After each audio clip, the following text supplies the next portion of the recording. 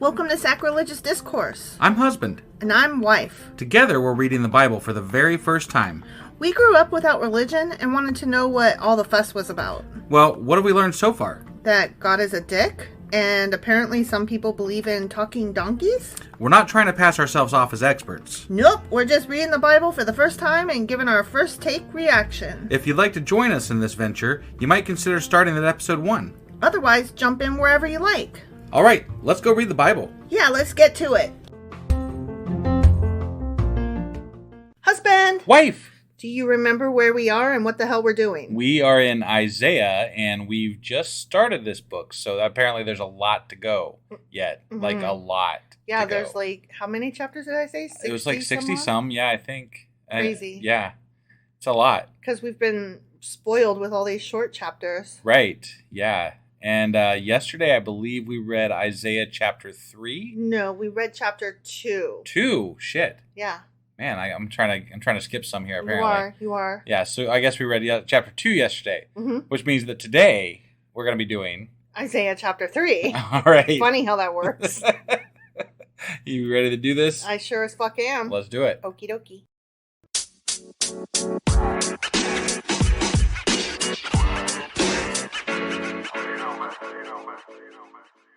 All right, Isaiah chapter 3. Are you ready for this? I'm ready for this. See now, the Lord Almighty, is about to take from Jerusalem and Judah both supply and support. Why is he going to do that? Why is he taking supply and support? This is a continuation of, you guys suck. Well, maybe God sucks. I mean, that could be true, but that's not what this book is about. It's what I'm about.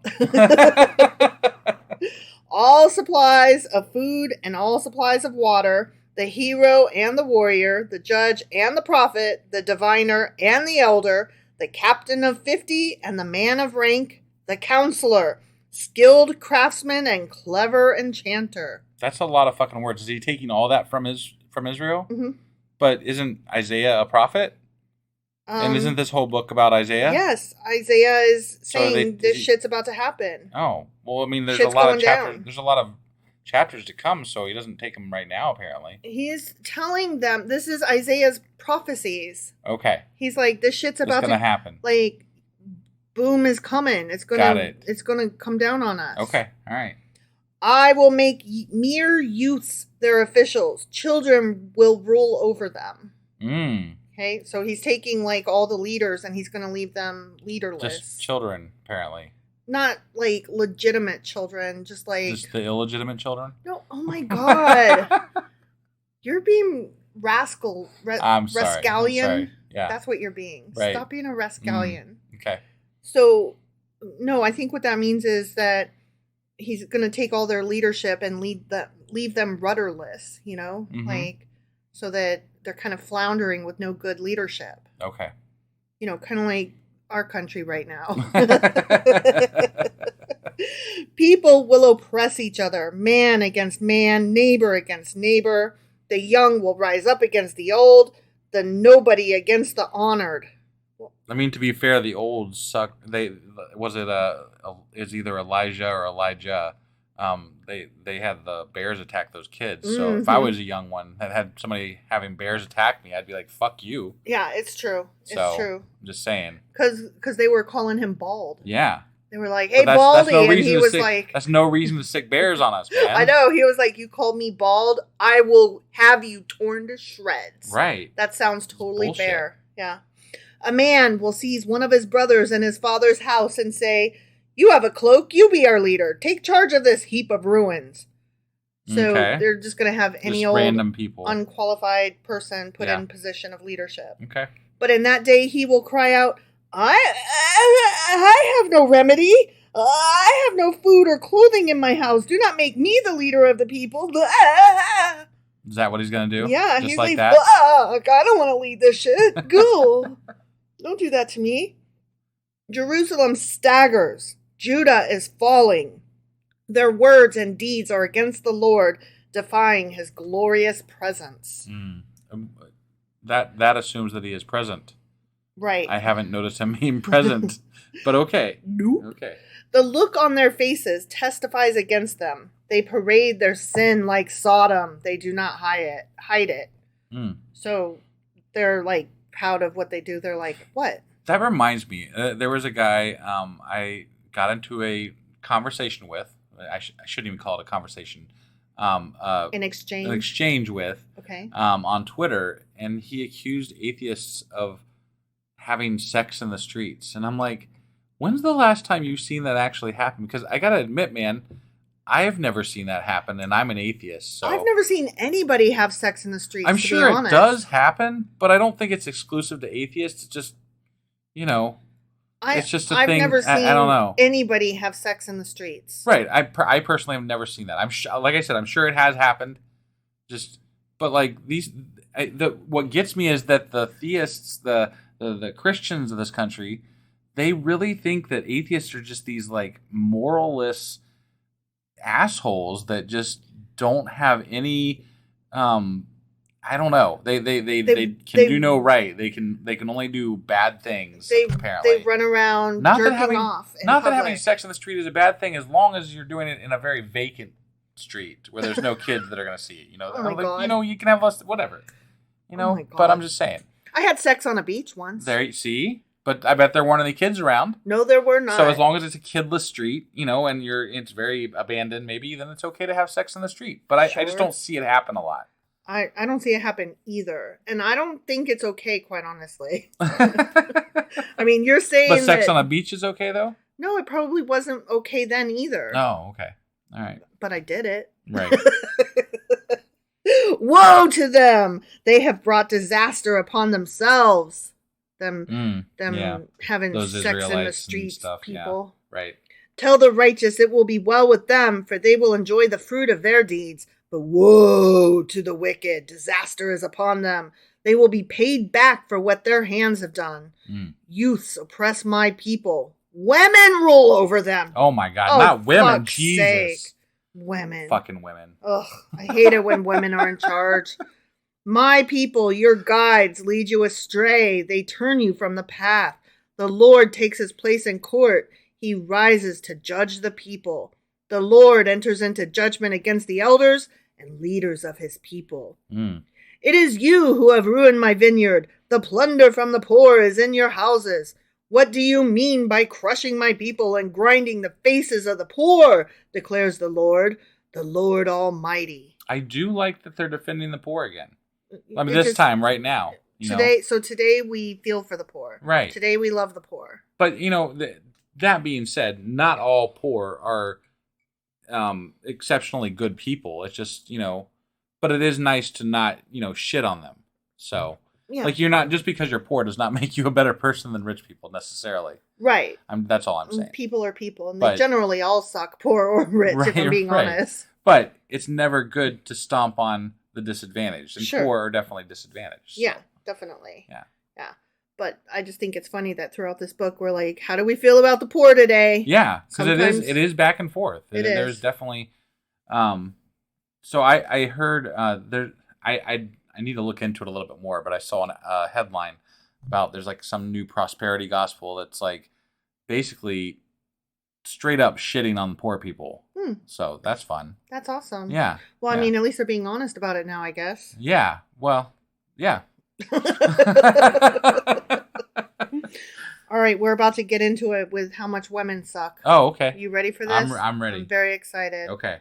The Lord says, "Oof, the women of Zion are haughty, walking along with outstretched necks, flirting with their eyes, strutting along with swaying hips, with ornaments jingling on their ankles." Not those goddamn ornaments on your ankles. Jesus. Ankle What's wrong bracelets. with you? Ugh.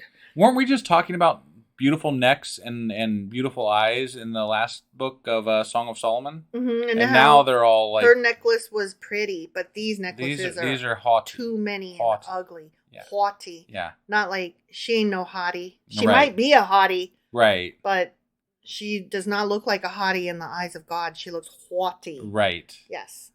Therefore, the Lord will bring sores on the heads of the women of Zion. The Lord will make their scalps bald. Oh, shit. Fuck. They Damn. make pills for that now, though. Yeah, so no we worries. just saw some, actually. I Yeah, know. it was interesting. Yeah, we just saw some medication that you can take to make sure... To get those bald spots gone. Yeah, it was some kind of alopecia. Yeah. Where their hair was falling out in patches. Right. And the pills made it somehow all the people were able to grow their front out. If God takes your hair away, we got this fix for that. Yeah. There's always a pill for that. Right. In that day, the Lord will snatch away their finery, the bangles and headbands and crescent necklaces, the earrings and bracelets and veils, the headdresses and anklets and sashes, the perfume bottles and charms, the signet rings and nose rings, the fine robes and the capes and cloaks, the purses and mirrors, the linen garments and tiaras and shawls. Damn, it sounds like these people are doing all right. It really does. Like, they got all kinds of shit. It sounds like they're all shopping at Forever 21. Right? Yeah.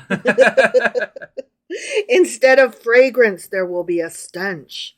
Instead of a sash, a rope. Instead of well-dressed hair, baldness. Instead of fine clothing, sackcloth. Instead of beauty, branding. Ooh. Yikes. Sounds like, yeah, that's not good. Your men will fall by the sword, your warriors in battle. The gates of Zion will lament and mourn. Destitute, she will sit on the ground. Boom, the end. Okay. That sucks. That's apparently not going to end well for them, according to God. I guess not. Or Isaiah, whoever the fuck is telling that story. Well, it's Isaiah telling the story about what God's saying. Right. He's like, y'all gonna get it. Well, and given the context of what you said in the first chapter, apparently not Judah, but the other part of Israel is going to fall at some point soon. So they are, at least within the story, it's somewhat prophetic, I guess. Sure. That's all relative to having been written thousands of years ago by who knows who. At what point? Yeah, right. But whatever. So let's go over some notes now. Yeah. Okay? Mm-hmm. All right. So chapter 3 of Isaiah is about sin's judgment and God's restoration. Okay? This chapter describes how the corrupt leadership brought about the collapse of the social condition of Jerusalem, and it contains Isaiah's prophecies. Got it. Okay? So this is split into two different sections, verses 1 through 15, and then verses 16 through 26. Got it. Okay? Was the 16 through 26 where you shit on women? Yes. Okay, yes, got it. Exactly. Huh. Good catch. Yeah, you did good. So 1 through 15 is the Lord's judgment on Jerusalem and Judah. And this section speaks of the imminent collapse of the society in general. Got it. Okay. Yep. And then 16 through 26, as you said, is a judgment on and a warning to the daughters of Zion. Yeah. Okay. It's just, it's funny to me that we have this stark contrast of women sucking right after we got done with Song of Solomon. And talking about how they're equal or whatever. Right. Yeah. Very interesting. Mm-hmm. Like, don't get too uppity, women. Right, yeah. Don't start feeling like you're equal just because we put an erotic poem saying that I know you just read Song of Solomon, but we're going to temper that real quick here. Mm-hmm, mm-hmm. This section shows how the daughters of Zion are blemished as God's judgment falls on sinners, and it then itemizes the luxury in life's ease, which will be lost in sorrow. Yeah. Now, I read like this whole treatise on this section. Yeah. And it talked about how women are flawed in that they all want to go shopping all the time. That's how they find their release. They find their joy in shopping for clothing and jewelry and purses and shoes. And that's just the way it is. I can see the tightwad husband getting off on this chapter. Yes. Like, see, the Bible says you're a piece of shit for shopping. You better stop that shit. It's against God. And it's not to say that there are not women like that, but to say that just women across the board are like that, like, that is so uncool because men like to shop just as much on their fucking golf equipment or their stereo bullshit speakers and surround sound, tech nonsense TV things and their cars and, motorcycles. Like, come on, guys go shopping. Don't forget guns. Oh God, they're guns. They're guns. Right. All the guns and all the gun parts and all the fancy gun racks to hold them. Like, men shop as much as women do. They just do it differently. Right. And they also, if I'm being honest, generally speaking, their taste is a lot more expensive than women's. Yeah. So it's less frequent. Anything that I want is generally way more expensive than anything you would want. Well, that's because You just want trinkets. I was going to say, I'm a child and I am pleased with a fucking Sharpie. Right, right. I can't go shopping for you really without you telling me specifically what you want because everything I want's a high-end ticket. You like things. I like stuff. Right. But neither one of us is really into like shoes or clothes or jewelry or anything like that. I like clothes that last. So. I mean, I like to shop at the thrift store because clothes don't last. Right, So yeah. As long as clothes ain't going to last. Might as well buy Cheap and used. Exactly. You know, that's my stick. Right. And no shade to anybody who prefers to buy fancy, new, expensive stuff. That's just not me. Yeah. And I don't think it's fair to paint women as only wanting all of this stuff and as women being the only sex that likes shopping. Right. You know, no, I agree. It's a bunch of bullshit. I agree. But this section shows how the daughters of Zion are blemished as God's judgment falls on sinners, and then itemizes the luxury and life's eases, which will be lost in sorrow. Okay? Mm-hmm. Now, there is one part that talks about verse 17. And so I'm going to reread that because this is very cool and interesting. Okay? Yep. So verse 17 says, "Therefore the Lord will bring sores on the heads of the women of Zion. The Lord will make their scalps bald." Right. Okay. Now, there are a lot of interpretations that actually say that when he's talking about their scalp and stuff, that is a misinterpretation and that it's on purpose changed because a lot of times it'll come up as forehead or crown or like cheek or something like that. But what they're actually talking about, like the actual Hebrew, is their genitals. Oh. Their private parts will be exposed. Okay. Yeah. Yeah. And so given the context, a more accurate translation of the word genitals or secret parts is actually cunt. Oh. Yeah. So it should say that their cunt will be exposed. I see. Yeah.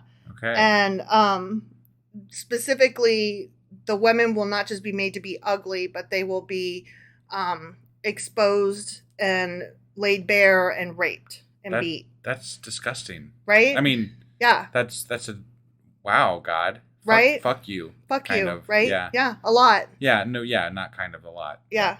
Yeah.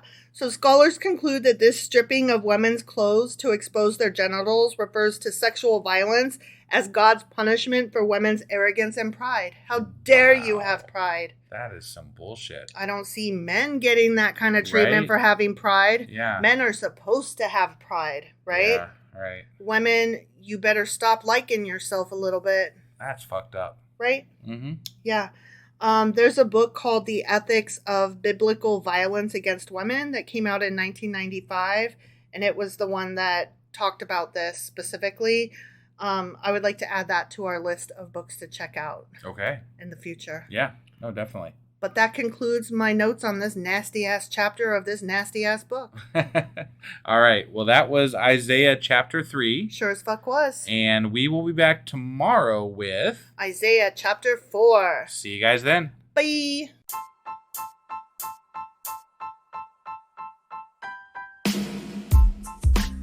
Hey, wife. I guess that's the end?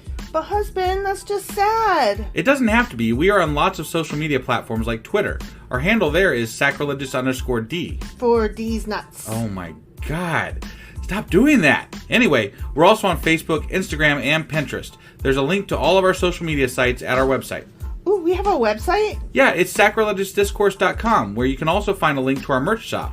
We have a merch shop? Yep, we have podcast-themed clothing, mugs, notebooks, and more, as well as an atheist and science-themed products. Wow, our fans should really go check that out right now. Definitely. They can get in touch with us by sending an email to sacrilegiousdiscourse@gmail.com. But before they do that, we could really use some help. Oh yeah? With what? Well, it's not free running the podcast, and we need some financial support in order to get better equipment, which will free up time so we can concentrate on our podcast and our fans. Okay, so what should they do? Head over to patreon.com/sacrilegious discourse and sign up as a contributor on our podcast. Supporters there receive additional bi-weekly episodes that we record just for our Patreon members for as little as $2 a month. Also, we'd really appreciate it if you would like and subscribe on whatever platform you're using. And Apple Podcast reviews help us out tremendously. Like and subscribe. Leave an Apple review. Join us on Twitter. Support us on Patreon. That's a lot of instructions. Don't forget to say thanks. Thanks. Okay, bye.